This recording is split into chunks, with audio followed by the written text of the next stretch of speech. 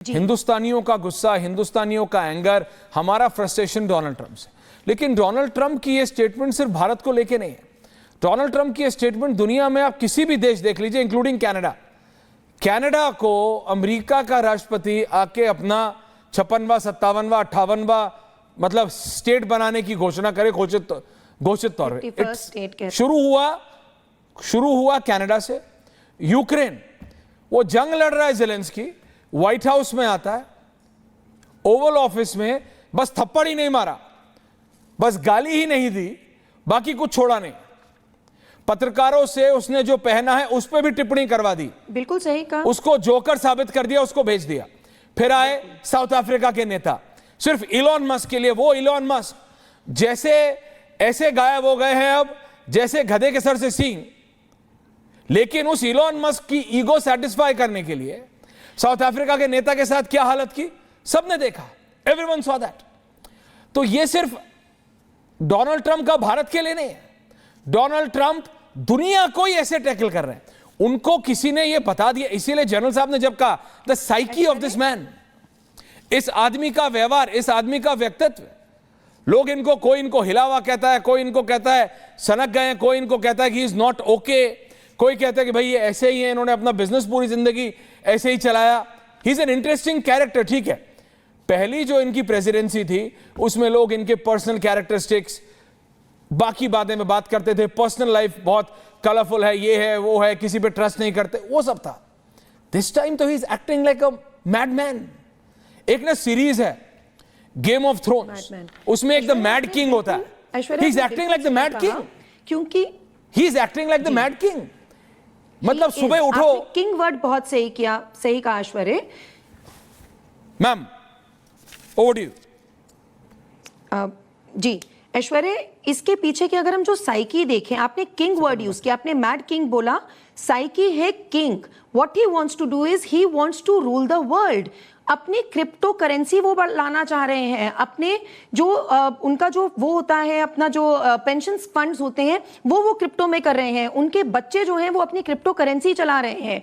आप अगर गहराई में जाओ, जो आप बैकग्राउंड की बात कर रहे हो, आपने कनाडा 51st स्टेट को कहा।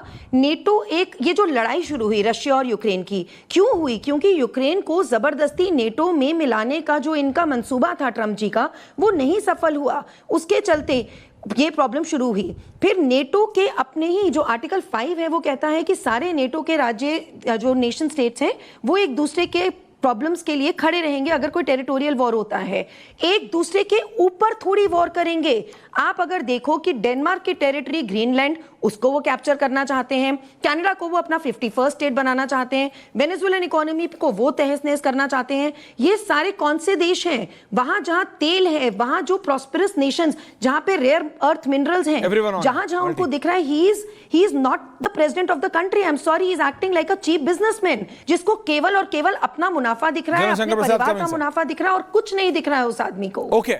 ओके रोहित, थोड़ा डोमेस्टिक बात करते हैं, इसके बाद मैं एंडिंग कमेंट्स के लिए जाऊं सबके पास। डोमेस्टिकली हमारे जो विपक्ष है, हमारा जो देश का विपक्ष है, वो बहुत मजे ले रहा है। और ये मैं देख रहा हूं ऑपरेशन सिंदूर के समय से। ऑपरेशन सिंदूर पे डोनाल्ड ट्रंप की प्रतिक्रिया आई नहीं, डोनाल्ड ट्रंप ने एक्स पे लिखना शुरू किया नहीं, और यहां पे विपक्षियों को मजा आ जाता है। उनको लगता है अब कुछ आया, उनको लगता है डोनाल्ड, हम तो मोदी को कुछ बोल नहीं पा रहे, ये ट्रंप ही मोदी को एम्बैरेस कर सकता है।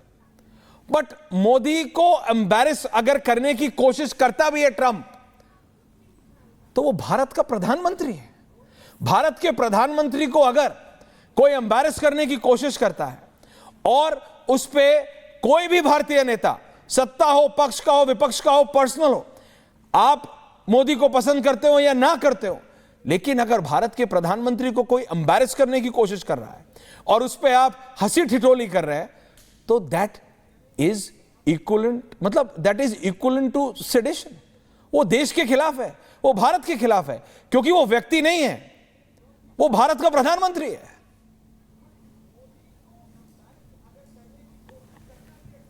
रोहित। ऐश्वर्य जी, बिना मोबिल के गाड़ी अगर लंबा चला दीजिएगा तो वो इंजन बैठ जाता है। ठीक उसी प्रकार आज हमारे देश में जितनी भी विपक्षी राजनीतिक दलें हैं, इनका इंजन सीज हो चुका है। इनके इंजन में कोई मोबिल नहीं है।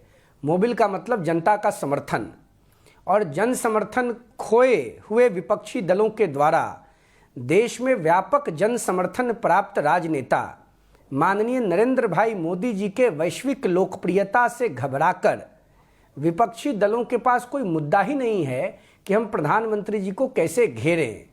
तो कभी कभार ट्रंप जैसे नेताओं के कुछ बयानों को लेकर यह देश में एक अराजकता का वातावरण क्रिएट करने का षड्यंत्र करते हैं।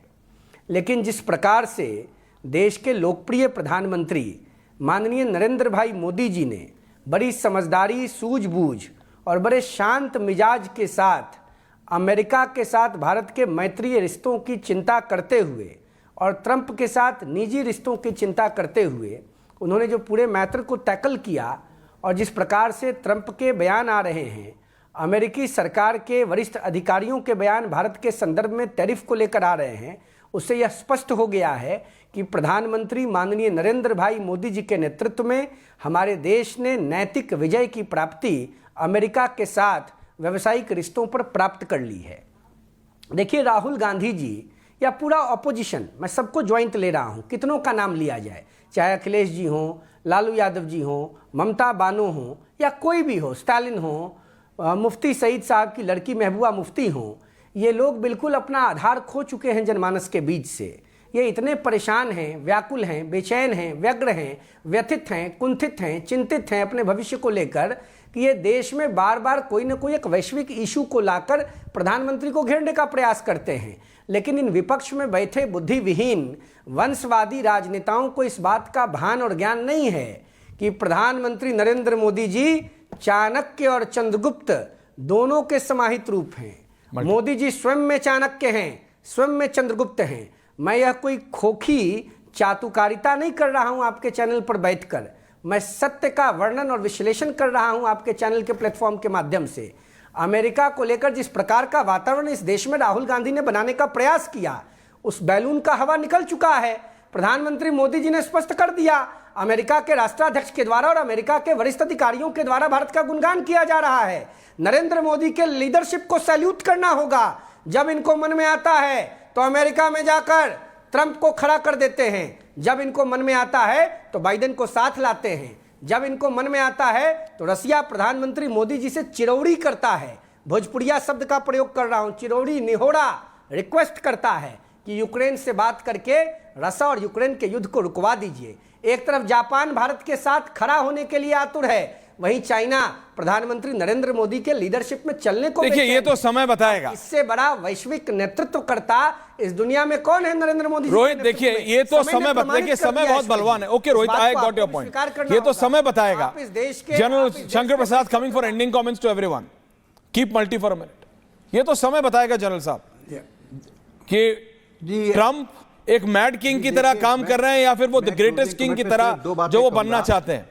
क्योंकि जो एक बात है, 45% अप्रूवल रेटिंग अगर डोनाल्ड ट्रंप की अभी भी है अमेरिका में, तो वो he is trying to make America great again.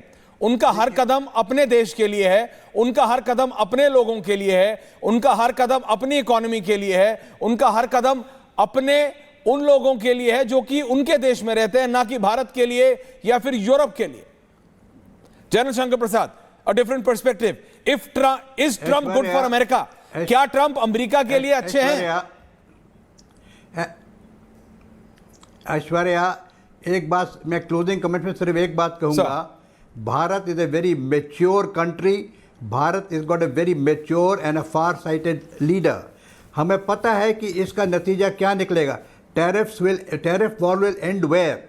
महीना डेढ़ महीना में कई दफ़ा आप हमारे प्रधानमंत्री से और हमारे कॉमर्स मिनिस्टर से सुन चुके हैं कि महीने डेढ़ महीने में ये मसला हल हो जाएगा। और इसका मैं आपको बता देता हूँ, अमेरिकन कोर्ट्स ने ऑलरेडी कह दिया है कि जो इलीगल आपने ऑर्डर पास किए हैं ये गलत हैं। तो अभी होगा क्या, जब महीने भर बाद दोबारा ये कोर्ट के सामने जाएगा तो ये हाथ जोड़ कर कह देंगे जी मैं मानता हूँ, कोर्ट ने हुक्म दिया, मैं कोर्ट का हुक्म मानता हूँ, it is matter status quo anti. तो इस समय इनको ये समझ में नहीं आ रहा how to get out of this problem तो इसने क्रिएट कर दी। और इनके दो जो बड़े भारी एडवाइजर हैं, नोवरोव और लुटविक, जिसने इनको भड़का कर रखा हुआ है, जो इस तरह के स्टेटमेंट दे रहे हैं, उसने और बिगाड़ दिया इनका काम। तो मैं समझता हूँ एक लीडर जो होता है उसको ये समझना चाहिए कि मेरे जो एडवाइज़र्स हैं वो मेरे फेवर में बोल रहे हैं, मेरी कंट्री के फेवर में बोल रहे हैं कि अपने दिमाग के ऐसे मेरे को चापलूसी कर रहे हैं। तो this is something which is very clear today, we are in a very safe environment. हम आज की तारीख में recognise mature country with a mature leader खड़े हैं, इन्हें मानना पड़ेगा। ये टैरिफ की बातें सब रिजॉल्व हो जाएंगी। ये मेरा आखिरी कमेंट कह रहा हूँ आपसे, चाहे ये हो ना हो। मेरा मानना ये है कि महीने डेढ़ महीने में जब दोबारा इनका केस कोर्ट में जाएगा, ये फैसला वहीं ख़त्म हो जाएगा। We will be back to where we were. हमारे रिलेशन अमेरिका से बड़े सालों से अच्छे चल रहे हैं, बड़े अच्छे तरीके से बनाए गए हैं, and we would like to retain that relationship.